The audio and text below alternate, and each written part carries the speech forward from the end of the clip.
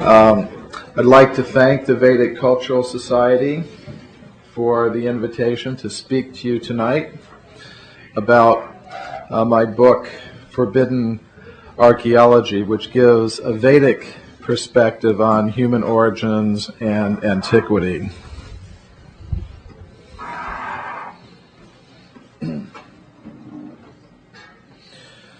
So, first of all, I'd like to introduce myself as a researcher in history and philosophy of science for the Bhaktivedanta Institute. And that is the science studies branch of the International Society for Krishna Consciousness. The purpose of the Institute is to study concepts of modern science in light of India's timeless Vedic wisdom. So the talk I'm going to give tonight is based on talks that I've given at the Royal Institution in London, the Russian Academy of Sciences in Moscow, and other scientific institutions, conferences, and universities throughout the world. My research into human origins and antiquity is guided by my studies in the ancient Sanskrit writings of India. And these writings tell us that human civilizations have come and gone on this planet for vast periods of cyclical time. If you'd like to learn a little bit more about this Vedic concept of cyclical time, you could consult this paper, which I presented at the World Archaeological Congress, and it was later published in a peer-reviewed conference proceedings volume. The basic unit of Vedic cyclical time is called the day of Brahma, or the Kalpa. This day of Brahma lasts for 4,320,000,000 years. It's followed by a night of Brahma, which also lasts for 4,320,000,000 years. And the days follow the nights endlessly in succession. And during the days of Brahma, life, including human life, is manifest in the universe, and during the nights, life is dormant. Now, if we carefully study the Vedic cosmological calendar, we'll see that the current day of Brahma, the one we're in right now, began about 2 billion years ago. So a Vedic archaeologist might expect to find evidence for a human presence going back almost 2 billion years. Now, the ancient Vedic writings also speak of ape men. The idea of ape men wasn't invented by European scientists of the 19th century. Long before that, the authors of these ancient Sanskrit writings were speaking of such things. But they also tell us that alongside these ape men existed human beings like us. So the basic picture that you get is one of coexistence, not evolution. And the period of coexistence goes very, very, very far back in time. Of course, these ideas are somewhat different from the ideas about human origins and antiquity that we get from Charles Darwin and his modern followers. Actually, a friend of mine from India told me recently, said, "Michael, maybe you're a reincarnation of Charles Darwin. You've had to come back to correct your mistake." So I don't know if I can do it in one lifetime. It may take me a few hundred or so, but maybe you can help me out a little bit. So what do the Darwinists tell us about human origins? Well, first of all, they say that life began on Earth between 2 and 3 billion years ago. Some scientists say they can detect chemical signs of life going back about 3 billion years. But the oldest undisputed fossil evidence for life that paleontologists now have, fossils of undisputed single-celled creatures, go back about 2 billion years, which is, interestingly enough, the beginning of the day of Brahma. Then they say the first primates, the first apes and monkeys, came into existence about 40 million years ago. Then they say the first hominids, the first ape men, came into existence about 6 million years ago. And finally they say that humans of our type, anatomically modern humans, came into existence about 100,000 years ago. At least that's the age of the oldest undisputed fossil evidence for anatomically modern humans in terms of what modern archaeologists think is true. And they say all of the physical evidence supports this evolutionary picture of human origins with human beings like us coming into existence between 100 or 150,000 years ago, something like that. But when I did 8 years of research into the entire history of archaeology, I found something quite different. I found that over the past 150 years, archaeologists have discovered huge amounts of evidence showing that humans like us have existed throughout this entire period of time, going all the way back to the very beginning of the history of life on Earth. This evidence takes the form of anatomically modern human skeletal remains, anatomically modern human footprints, and human artifacts of various kinds. I've documented this evidence in this book, Forbidden Archaeology, co-authored with my co-author, Richard Thompson. It's a 900-page book, basically aimed at the scientific world.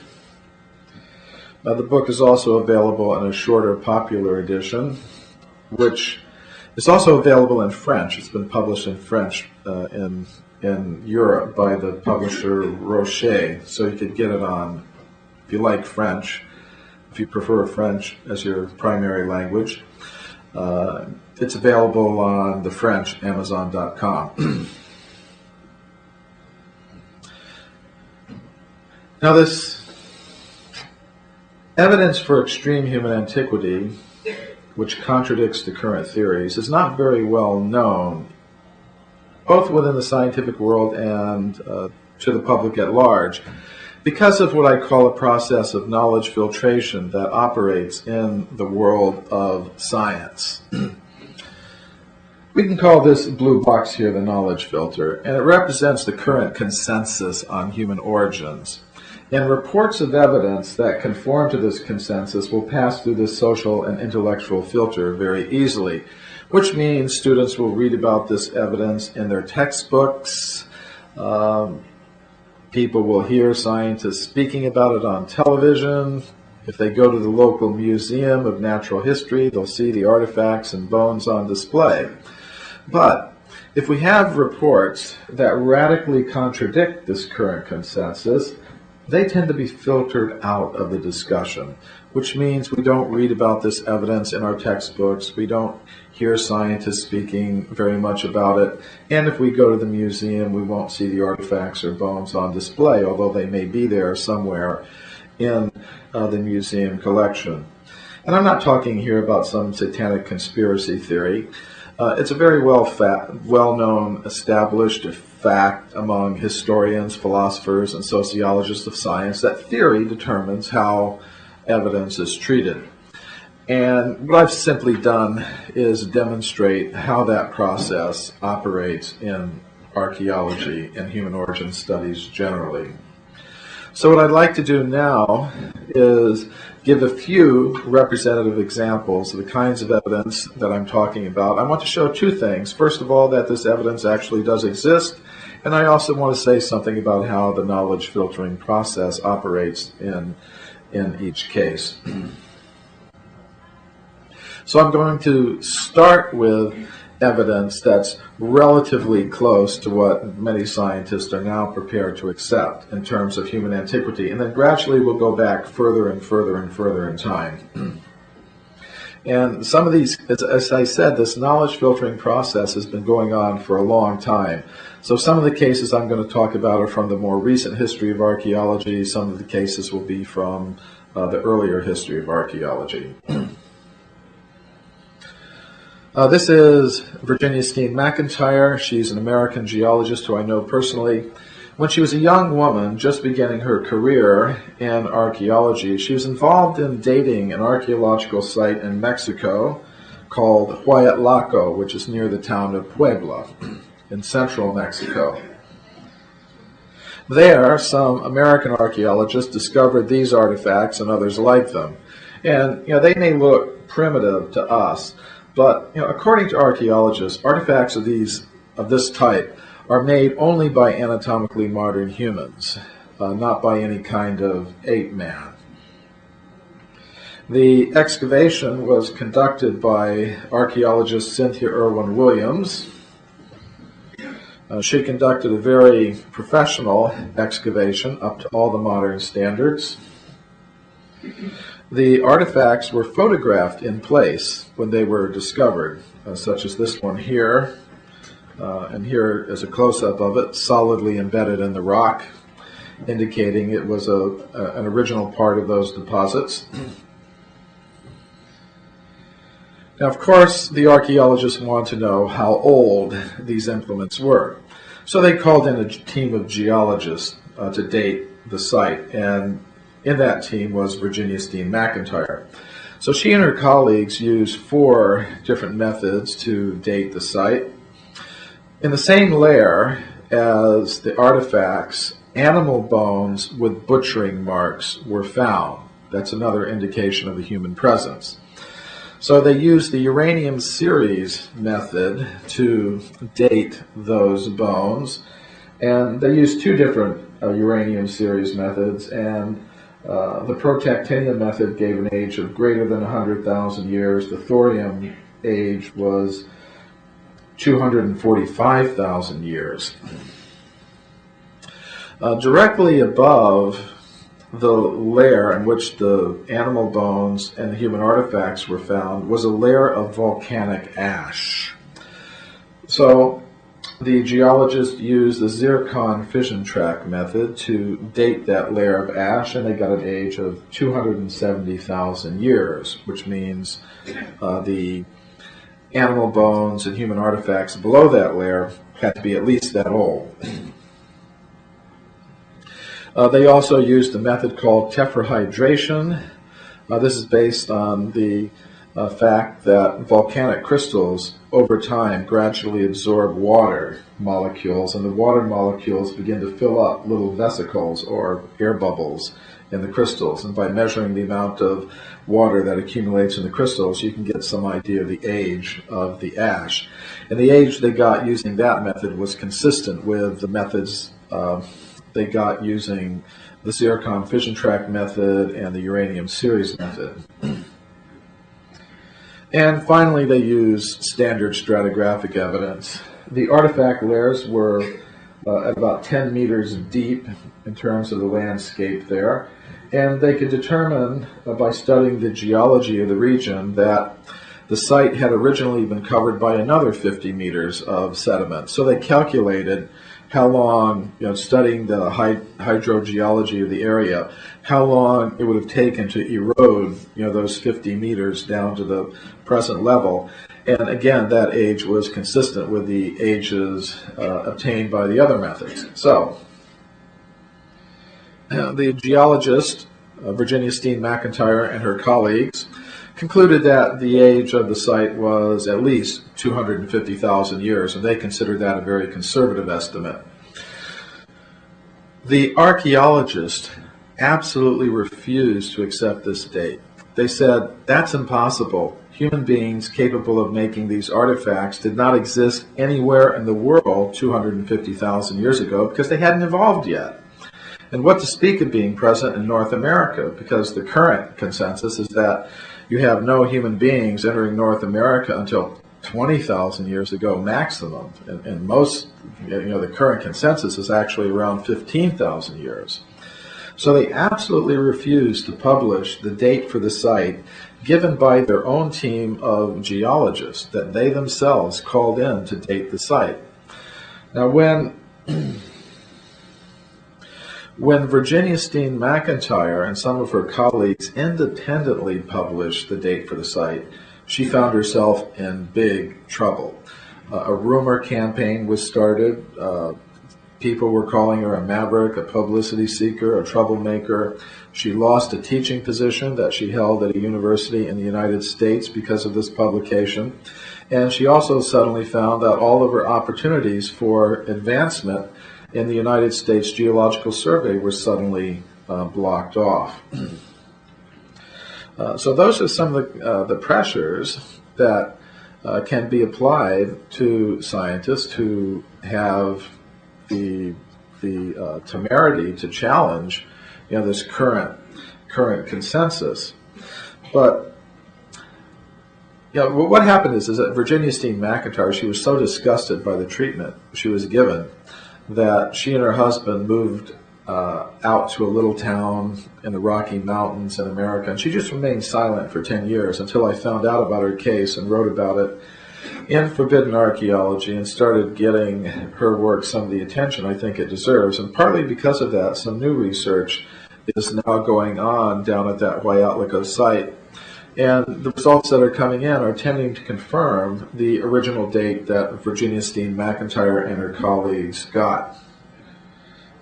For example, one of the world's leading experts on diatoms has gone down there and looked at the site. So diatoms are tiny little plants that, they're almost microscopic, but they leave little hard skeletons when they die. And there are hundreds of kinds of diatoms, each of them characteristic of a particular period in the Earth's geological history. So Van Landingham found that the type of diatoms found in the artifact-bearing layers at Huayatlico are the type that lived in that period, 250,000 years ago. In the 1990s, a German archaeologist named Thieme found some very nicely made wooden spears at a site called Schöningen in Germany. His report was published in Nature. The interesting thing about these spears is they were shaped, they're about 6 feet long. They were shaped exactly like modern javelins, that they use in the Olympics, with a balance point about 1/3, from the tip. They were obviously a weapon made for throwing and hunting. Now, they were found in soft coal deposits 320,000 years old. So Thieme and his colleagues had to think, well, who made these? Who made these artifacts? They decided it could not have been human beings like us because human beings like us did not exist 320,000 years ago. So they thought it must have been some variety of Homo erectus living in Europe 300,000 years ago who made these artifacts. Now that was a little bit unusual because up to this point, archaeologists generally believe that the making and using of throwing weapons like this was something that only anatomically modern humans did. They'd never attributed this kind of behavior to Homo erectus.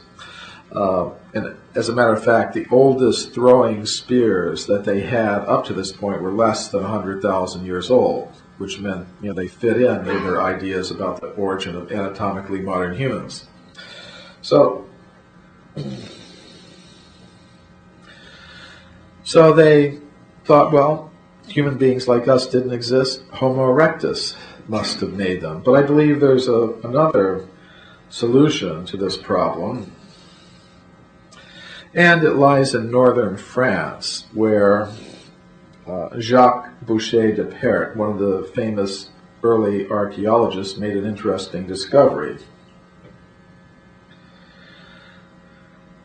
At a site called Abbeville in northeastern France, he discovered this anatomically modern human jaw. He discovered it in this layer of his excavation, along with many artifacts of the human type, stone tools and weapons. Now, according to modern geologists, this layer at the Moulin-Quignon site at Abbeville is 320,000 years old. Now, even at the time that this bone, this human jawbone, was discovered in the mid-19th century, it was very controversial.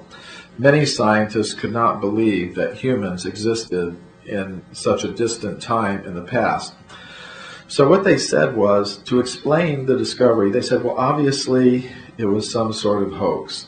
Some workmen had gone to some cemetery somewhere, maybe a Roman cemetery in the region, and uncovered some human jaw and had planted it in the excavation for Boucher de Perret to find. And actually that's the story that you see in every textbook today. Now what you don't see in the textbooks is that Boucher de Perret was very upset by these accusations, so he went out and he performed 12 additional excavations at this site under conditions that completely ruled out any type of hoaxing or planting of artifacts. The excavations that he conducted were witnessed by professional geologists, other scientists, other responsible people, and in those additional excavations, he found in the same layers 100 additional anatomically modern human bones and teeth. But you won't read about that in the textbooks. So what I would propose is that those new discoveries confirm the original discovery of the anatomically modern human jaw. And what we have here is evidence for an anatomically modern human population that existed in northern Europe over 300,000 years ago. And I would propose it was members of that population who made the spears, the exquisitely made throwing spears that were found by Thema in northern Germany in the 1990s. I presented a paper on this topic at a major international conference on history of science. It was published in a peer-reviewed conference proceedings volume. If you like to have a look at it, I welcome you to do that.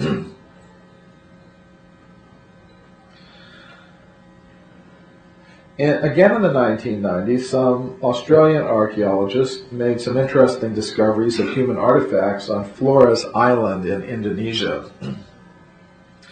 Their report was published in Nature. Here's an illustration of some of the artifacts found there. The artifacts were found in this layer of their excavation, which they dated using the zircon fission track method. They got an age of about 800,000 years. And again, they had to decide, well, who made these artifacts? They decided it couldn't have been human beings like us because, of course, as everyone knows, human beings like us did not exist 800,000 years ago. So, who made the artifacts? Again, they decided must have been Homo erectus, because that's who lived during that time. Nobody else was around. Who else could have done it? But there was a problem with that. Now, this map shows the area as it existed 800,000 years ago. You can see the coast of Australia comes out further. It was a time of lowered sea levels. But even during that time, we can see that Flores Island is separated from the nearest land masses by wide expanses of ocean. So the question was, well, how did Homo erectus get to Flores Island?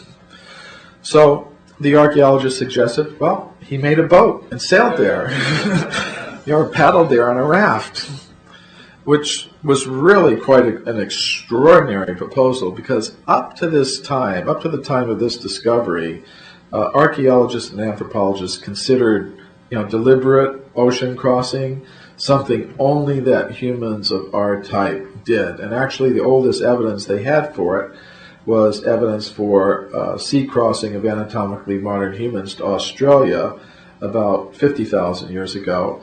And also, they had some evidence in Europe, for deliberate sea crossings to the islands in the Mediterranean around 25,000 years ago. So to be proposing that Homo erectus was doing this, 800,000 years ago was really going outside the box. But I believe there's another solution, to this little dilemma, and the solution lies here in Java. It was in Java that the very first fossils of Homo erectus were discovered back in the 1890s by the Dutch researcher Dubois.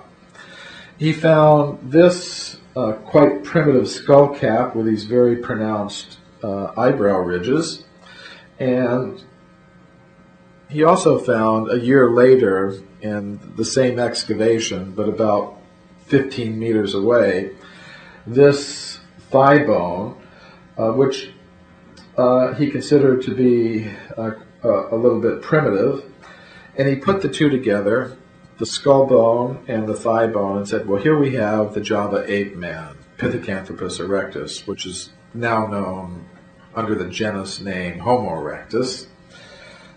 And that's a story you'll see in every textbook. What you don't see in the textbooks is that later in the 1970s, two prominent British physical anthropologists very carefully studied this thigh bone, this femur. And they found it was identical in every respect to an anatomically modern human femur in all of its measurements and characteristics. They also found that this thigh bone was different than any other Homo erectus thigh bone that was found after this first one, and many have been found in Africa and China. So their report, if you'd like to have a look at it, is here. But I think it's very interesting that the thigh bone is considered to be exactly like that of a modern human being.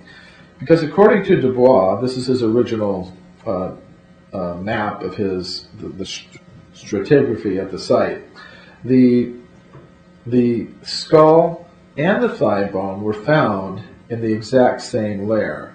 And according to modern geologists who have used the potassium-argon method to date this site, this layer where both the bones were found is 800,000 years old, roughly.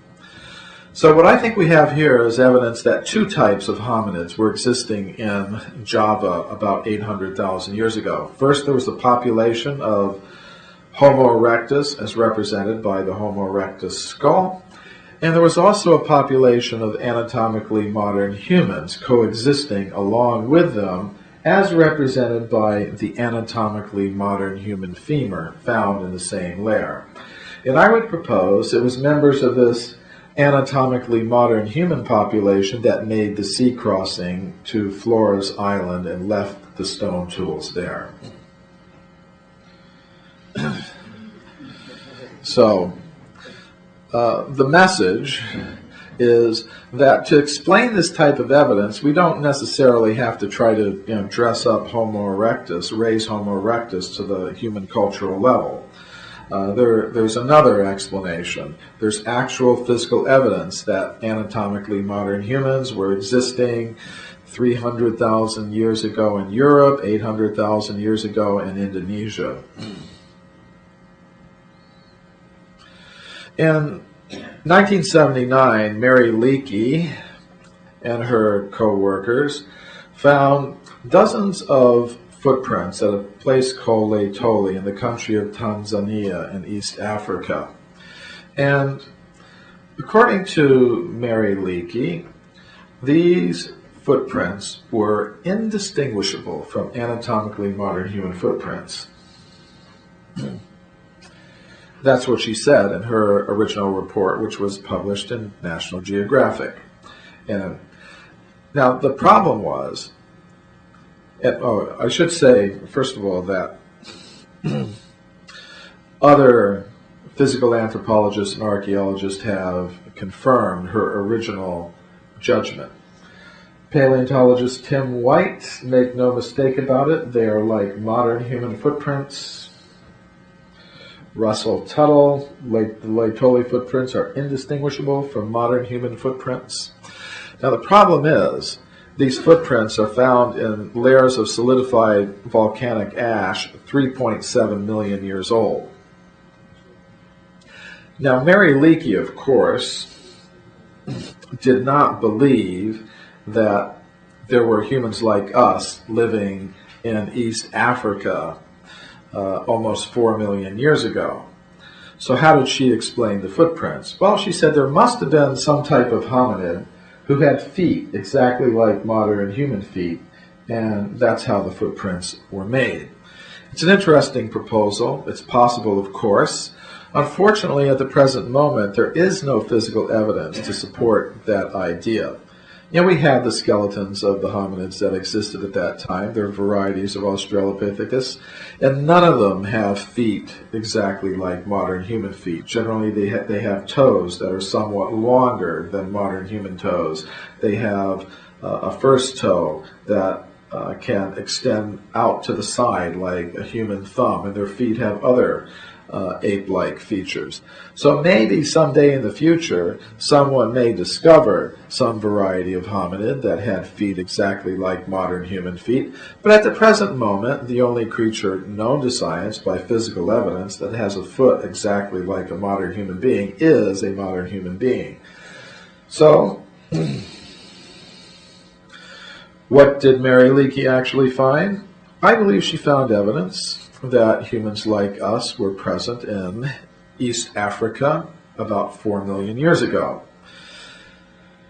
Now, somebody might say, well, footprints are one thing, but wouldn't it be better if you had human skeletons, of that age? And such things do exist. In the 19th, well, this is an anatomically modern human skull found by the Italian geologist Giuseppe Ragazzoni at a place called Castanello in northern Italy. It was part of an almost complete anatomically modern human skeleton, and he found the bones of 3 other individuals in the same place. A couple of years ago, I went to Italy to try to relocate the site where he made these discoveries. I went with an Italian friend to Castanello, and in the neighborhood we met this elderly gentleman who knew something about the location of the site.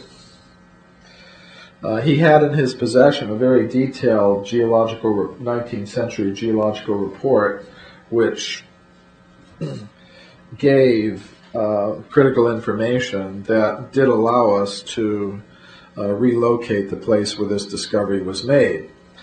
So Ragazzoni had found these human skeletons in an excavation that he made. The skeletons were found in Pliocene deposits about 4 million years old, and of course they were anatomically modern. Now, when many scientists today hear about a discovery of an anatomically modern human skeleton in some impossibly old layer of rock, they say, look, there's no mystery about this whatsoever. It's very easy to explain. Only a few thousand years ago, somebody died up here at this level. His friends dug a grave, and they put the body down here, covered it over, and that's why, you think you found some anatomically modern human skeletal remains in some Pliocene formation in Italy. Now, such things can happen. They do happen. Technically, this is called intrusive burial. But Giuseppe Ragazzoni himself, the original discoverer, was a professional geologist, and he was very, very well aware of this problem. And actually, if you go back to his original reports, you'll see he considered it very carefully. He said, if it had been a burial, then the overlying layers of rock would have been disturbed, as we see here. And he said he looked very carefully when he was extracting the skeleton from the ground. And he said all the overlying layers of rock were perfectly intact. And actually, he said that each layer had its own microstratification. In other words, each of these layers was made of hundreds of other small paper-thin layers of deposits. And all of those were undisturbed. So the indication is that the skeletons really did belong in the layers in which they were found, in this case about 4 million years old, which is roughly the same age as the anatomically modern human Laetoli footprints.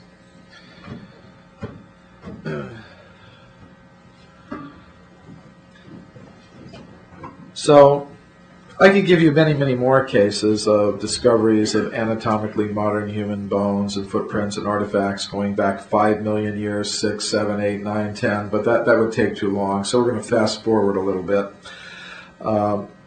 This is Carlos Ribeiro. He was, in the late part of the 19th century, the chief government geologist of Portugal, and he found hundreds of human artifacts in his country of Portugal. He found them in lower Miocene deposits about 20 million years old.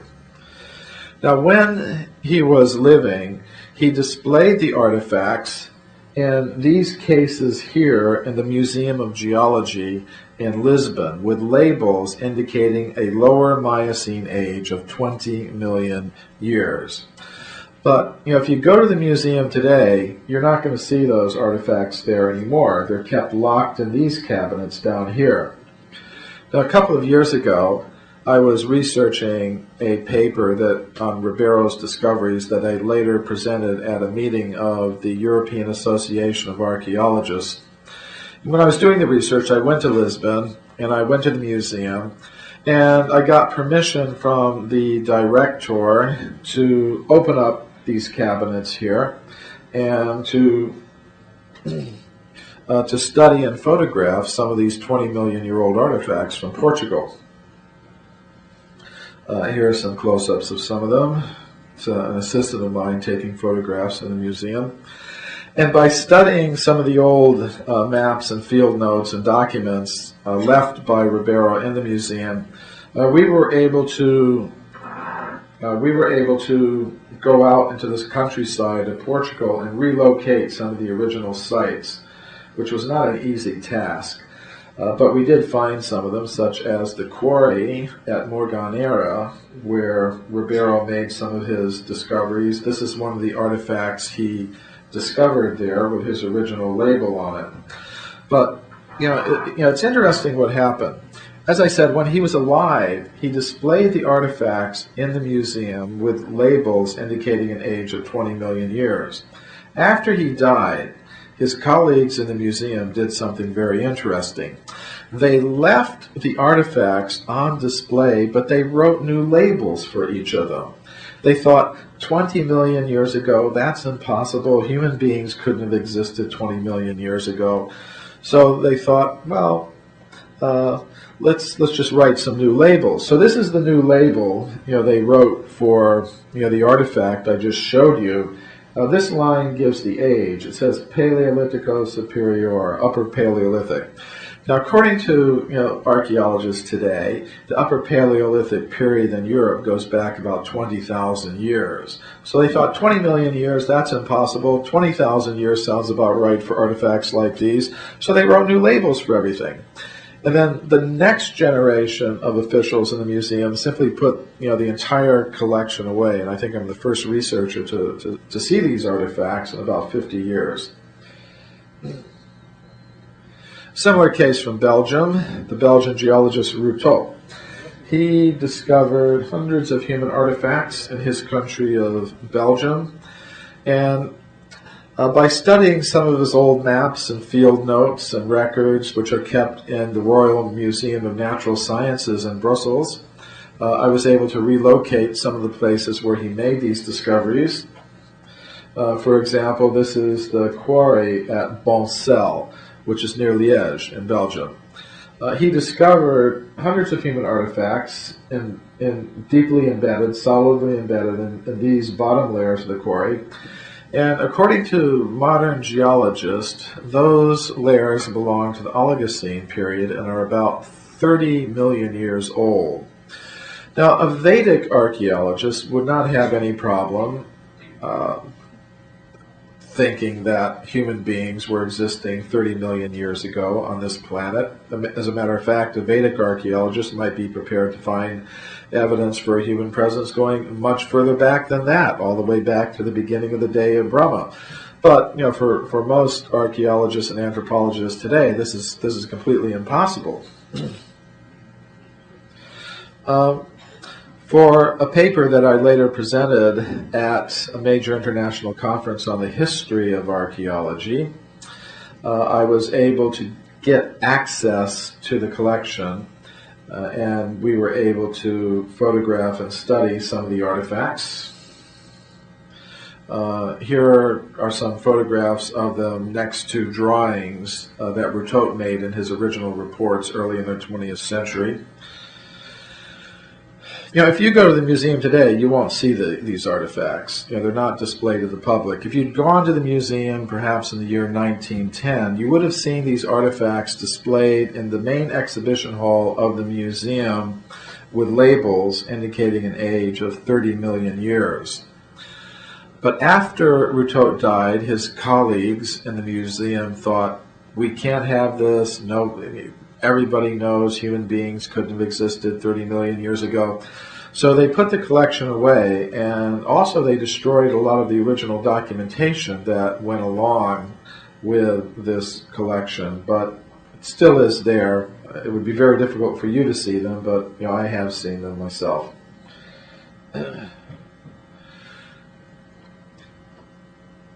Now here's a case I found really fascinating. This is the case of the California gold mine discoveries.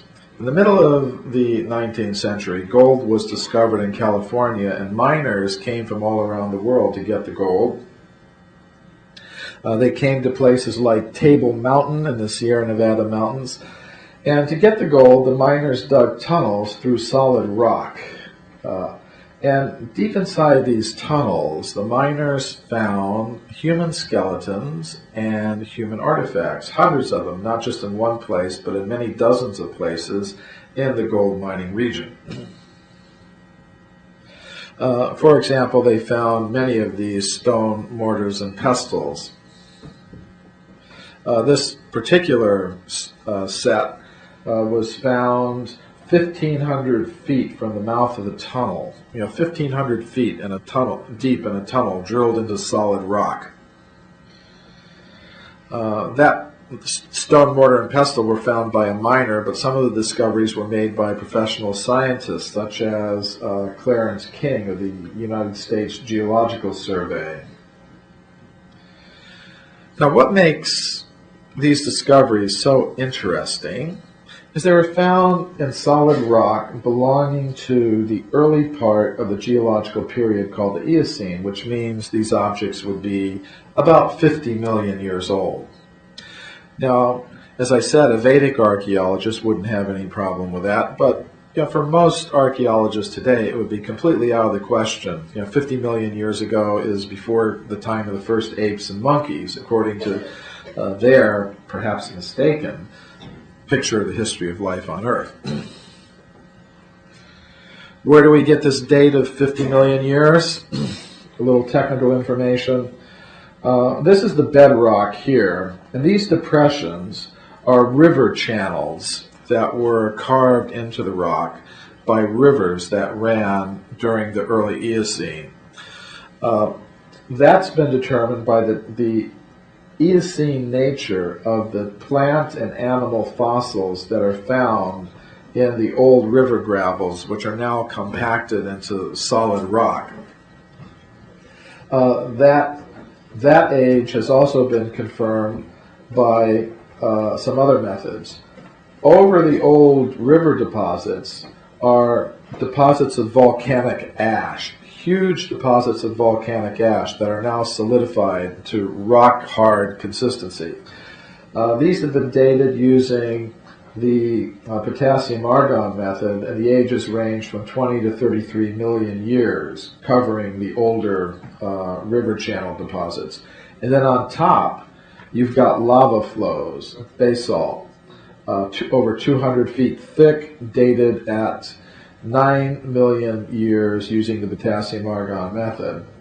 And these deposits used to extend across the whole area, but then later new rivers formed, and they carved out new channels, leaving Table Mountain here. And the human bones and artifacts were found in these old Eocene river deposits.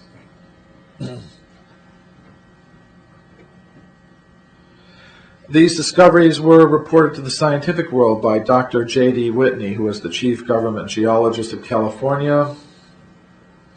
His report was published by Harvard University in the year 1880. But we don't hear very much about these discoveries today due to this process of knowledge filtration that I mentioned in the beginning. And this is the scientist most responsible for the knowledge filtering in this particular case. This is Dr. William B. Holmes. He was a physical anthropologist working at the Smithsonian Institution in Washington, D.C. And he said, if Dr. Whitney had understood the theory of human evolution, he wouldn't have announced those conclusions that he did in that report. In other words, if the facts did not go along with the theory, then the facts had to be put aside and the person who reported them had to be discredited, and that's exactly what happened. A couple of years ago, I had my own personal experience of the knowledge filtering process in connection with these California gold mine discoveries. I was a consultant for an NBC television special called The Mysterious Origins of Man. The host of the show was the famous American actor Charlton Heston. And I appeared on that show, as did my co-author Richard Thompson. And the show was largely based on material from our book, Forbidden Archaeology, although the show did include the research of others as well.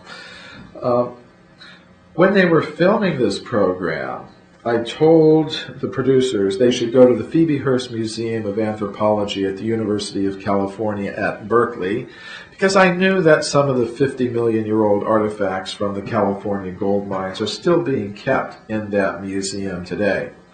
So when the producers went there, the museum officials told them, well, you're making a television program, you probably have a very tight deadline. We just wouldn't have time to have our workers search through our collections and bring these artifacts out for you. So then the producer said, well, no, we've got 6 months to do the program. Could you please have a look? And then the museum official said, well, we have another problem. We have a very tight budget. We just would not be able to afford to pay our staff the overtime that would be necessary for them to do this work. So then the producer said, well, money's not a problem either. We'll pay the overtime salaries for the workers. We'll pay for all the expenses. And then finally the museum official just said, no, go away. You're not going to see these things. So nevertheless, we were able to use photographs of these artifacts that were taken by Whitney in the 19th century, and the show did go on. But when Darwinist scientists in America found out that NBC was going to show an anti-Darwin program at prime time on Sunday evening when lots of innocent children would still be up, they went ballistic. They tried to stop NBC from showing the program. They weren't successful. And as a matter of fact, the program was so popular that NBC decided to show it again, which totally infuriated these people. So again, they tried to stop NBC. This time they started an internet letter writing campaign. Scientists from all over the world were invited to write letters to the chairman of the General Electric Company, which owns the NBC television network, asking him to instruct NBC not to show that program again, because in their words, it would have destroyed everything they were trying to accomplish in the education system, where they have a complete monopoly. So it really infuriated them that children in school would hear one thing and then go back and on television see something else. That made them mad. The pressure campaign didn't work. NBC did show the program again, and as a matter of fact, made publicity telling the American people, watch the program. These scientists don't want you to see. So that made them even more angry. I mean, especially since they knew I had something to do with this whole thing. So then they went to the American government. They went to the Federal Communications Commission, which is the agency of the United States government that controls the television broadcasting and radio industries. And this is one of their letters. And this wasn't just some individual letter that was sent. This was a letter that was widely circulated on scientific discussion groups on the internet, and scientists all over the world were invited to send supporting letters to the FCC. What they wanted the government to do was to investigate NBC, and they wanted the government to force NBC to broadcast primetime apologies to the American people, saying, "We're very sorry, American people, we really didn't know what we were doing. We didn't mean to criticize Darwin and his theory." And they also wanted the government to fine NBC millions of dollars so they would never do anything like this again. Now, I'm happy to say the government didn't do that, but it was very interesting that these attempts were made. And I'm not just making this up. If you want to see all the documentation, all the internet correspondence, all the documents, they're in my book, Forbidden Archaeology's Impact. Now, last year, I went back to the museum. I was researching a paper that I later presented at the World Archaeological Congress, which is the world's largest international organization of archaeologists. And actually, I was co-organizer of a session on history of archaeology for that Congress. And perhaps because of my connection with the World Archaeological Congress, the museum officials decided, well, maybe it wouldn't be such a good idea to deny me access to these artifacts, because, as they suspected, I probably would have made an intellectual freedom case out of it through the World Archaeological Congress. Because denying researchers access to archaeological materials in public institutions is not a very nice thing to do. So they did grant me permission to study and photograph the artifacts. As I said, they're not displayed to the public. They're kept in an off-campus storage facility about 5 miles from the actual museum itself. But these are some of the 50-million-year-old artifacts from the California gold mines. Now, again, by making use of some of the old maps, field notes, and other documents left by Whitney in the museum, we were able to go out and relocate some of the places where these discoveries were originally made. This is how Table Mountain looks today. Here especially, you can see that lava cap on which covers the deposits. So we did make a little expedition to go out there, and we actually were able to relocate with some difficulty some of the old 19th century gold mining tunnels where these discoveries were originally made, and we do have some plans to do some further research in those areas. Now, how far back in time can we go with evidence like this? In the year 1862, a scientific journal called The Geologist published an interesting report. A fairly complete, anatomically modern human skeleton was found 30 meters below the surface of the ground in Macoupin County, Illinois. And according to the report, directly above the skeleton was a thick layer of slate rock that extended for dozens of meters in all directions. That's important because one of the typical sorts of objections that's made in a case like this is, well, the skeleton slipped down through a fissure from some higher level. The presence of this unbroken layer of thick slate rock, which extends for dozens of meters in all directions, tends to rule out an explanation like that. According to geologists of the state of Illinois, this layer here, below the slate layer at this particular location, is about 300 million years old. Now, for a Vedic archaeologist, that's not surprising. According to the Vedic cosmological calendar, that would have been during the time of the Chakshusha Manvantara period. one of the time cycles that's known in Vedic history. And we know from Vedic writings that humans were present on Earth during that period of time. So it's not too surprising for a Vedic archaeologist to find that there's physical evidence for it. This interesting report from Scientific American tells of a beautiful metallic vase that was found 5 meters deep in solid rock near Dorchester, near Boston.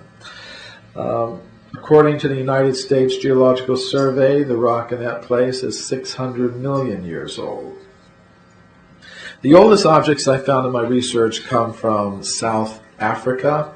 They are round metallic objects. They were found by miners at a place called Ottosdalen in the western Transvaal region. The objects are small. They're 1 or 2 centimeters in diameter. They're made of a naturally occurring type of iron called hematite, which is considered a semi-precious stone for some purposes. The most interesting feature is the parallel grooves that go around the center of each of these objects. We showed these on the NBC television special, but before NBC agreed to allow them to be filmed, they said we had to submit them to an independent company of metallurgists for analysis. The metallurgists concluded that they could see there was no way these objects could have formed naturally in the layers of the Earth. In other words, they had to have been manufactured by someone with human-like intelligence. But these objects are found solidly embedded in layers of rock 2 billion years old. So I could keep you here from now until Christmas, going through one case after another, because there are hundreds of these in the scientific literature, but I'm not going to do that. I'm going to be a little merciful. And I'm going to stop this little review right here. But I just want you to remember one thing that I said in the beginning. There are many scientists who will say that all the physical evidence supports this evolutionary picture of humans, with humans like us coming into existence about 100,000 years ago. I don't think it's true that all the physical evidence supports that particular idea. Actually, when we look at all of the evidence that archaeologists have discovered, and not just the small portion that we see in the current textbooks, we see there's a continuous chain of discoveries of human skeletal remains, human footprints, and human artifacts going all the way from 100,000 years ago all the way back to about 2 billion years ago, right back to the very beginning of the history of life on Earth. Now that's kind of interesting. It's an interesting coincidence, if you want to call it that, because that's exactly what we should expect to find if what the ancient Sanskrit writings tell us about human origins is true. Thank you.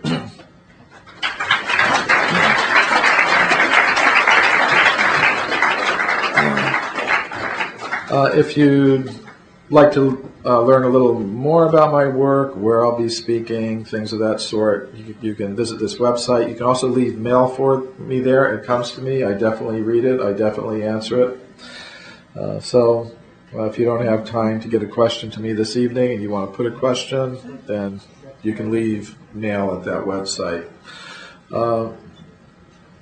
Does anyone have a question now? We can take a few questions and then, for a few minutes, and then afterwards I'll stick around a little while. There are some copies of my books here. If anybody wants one or wants to have it signed, I can stick around for a little while. And I think afterwards, the club members may have some announcements too that they'd like to make, so stay around for those. Okay. Yeah, so maybe to know what would be the reason for the scientific community to hide all this proof? What would be the main reason? So the question is, why would scientists want to hide this evidence? So the way this knowledge filtering process works is a little bit subtle. It's not that they think, well, here is some true evidence, which, if known, would cause people to disbelieve in us and our theories, and therefore we're going to hide it. Rather, they think something must be wrong with this evidence. I'll give you an example. When I spoke at the Russian Academy of Sciences, one of the archaeologists there said, she was highly offended. She was very offended. How can you say, that we're doing this and we're honest people. And then she said, my book's available in the Russian language. And then she said to me, I have your book. I haven't read it, but I'm sure everything you say in it must be some kind of mistake or hoax or something. The monkeys came into existence about 40 million years ago. Then they say the first hominids, the first ape men, came into existence about 6 million years ago. And finally they say that humans of our type, anatomically modern humans, came into existence about 100,000 years ago. At least that's the age of the oldest undisputed fossil evidence for anatomically modern humans in terms of what modern archaeologists think is true. And they say all of the physical evidence supports this evolutionary picture of human origins, with human beings like us coming into existence between 100 or 150,000 years ago, something like that. But when I did 8 years of research into the entire history of archaeology, I found something quite different. I found that over the past 150 years, archaeologists have discovered huge amounts of evidence showing that humans like us have existed throughout this entire period of time, going all the way back to the very beginning of the history of life on Earth. This evidence takes the form of anatomically modern human skeletal remains, anatomically modern human footprints, and human artifacts of various kinds. I've documented this evidence in this book, Forbidden Archaeology, co-authored with my co-author, Richard Thompson. It's a 900-page book. Basically, writings were speaking of such things. But they also tell us that alongside these ape men existed human beings like us. So the basic picture that you get is one of coexistence, not evolution. And the period of coexistence goes very, very, very far back in time. Of course, these ideas are somewhat different from the ideas about human origins and antiquity that we get from Charles Darwin and his modern followers. Actually, a friend of mine from India told me recently, said, Michael, maybe you're a reincarnation of Charles Darwin. You've had to come back to correct your mistake. So I don't know if I can do it in one lifetime. It may take me a few hundred or so, but maybe you can help me out a little bit. So what do the Darwinists tell us about human origins? Well, first of all, they say that life began on Earth between 2 and 3 billion years ago. Some scientists say they can detect chemical signs of life going back about 3 billion years. But the oldest undisputed fossil evidence for life that paleontologists now have, fossils of undisputed single-celled creatures, go back about 2 billion years, which is, interestingly enough, the beginning of the day of Brahma. Then they say the first primates, the first apes. I'd like to thank the Vedic Cultural Society for the invitation to speak to you tonight about my book, Forbidden Archaeology, which gives a Vedic perspective on human origins and antiquity.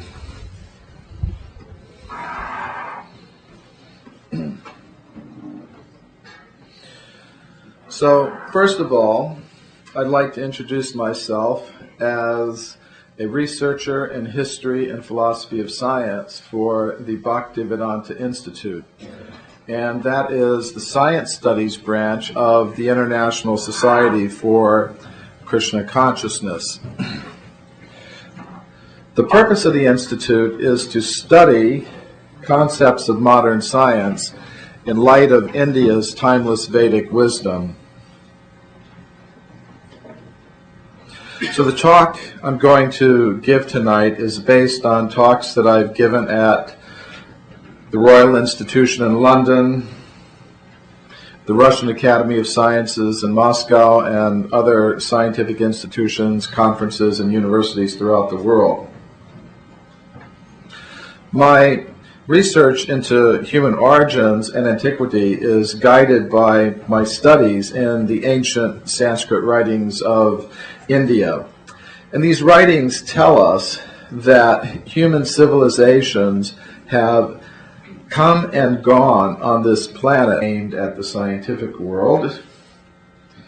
The book is also available in a shorter popular edition, which is also available in French. It's been published in French in Europe by the publisher Rocher, so you could get it on, if you like French, if you prefer French as your primary language. It's available on the French, Amazon.com.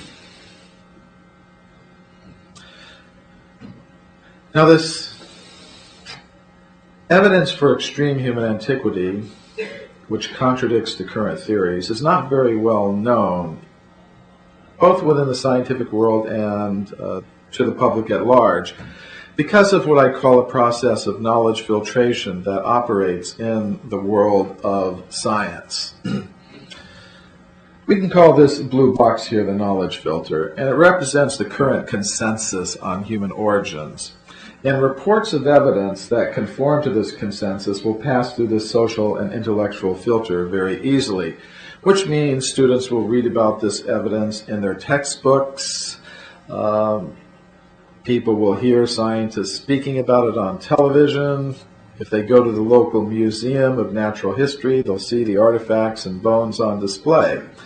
But if we have reports that radically contradict this current consensus, they tend to be filtered out of the discussion, which means we don't read about this evidence in our textbooks. We don't hear scientists speaking for vast periods of cyclical time. If you'd like to learn a little bit more about this Vedic concept of cyclical time, you could consult this paper, which I presented at the World Archaeological Congress, and it was later published in a peer-reviewed conference proceedings volume.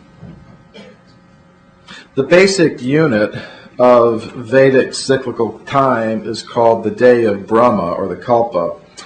This day of Brahma lasts for 4,320,000,000 years. It's followed by a night of Brahma, which also lasts for 4,320,000,000 years. And the days follow the nights endlessly in succession. And during the days of Brahma, life, including human life, is manifest in the universe, and during the nights, life is dormant. Now, if we carefully study the Vedic cosmological calendar, we'll see that the current day of Brahma, the one we're in right now, began about 2 billion years ago. So a Vedic archaeologist might expect to find evidence for a human presence going back almost 2 billion years. Now, the ancient Vedic writings also speak of ape men. The idea of ape men wasn't invented by European scientists of the 19th century. Long before that, the authors of these ancient Sanskrit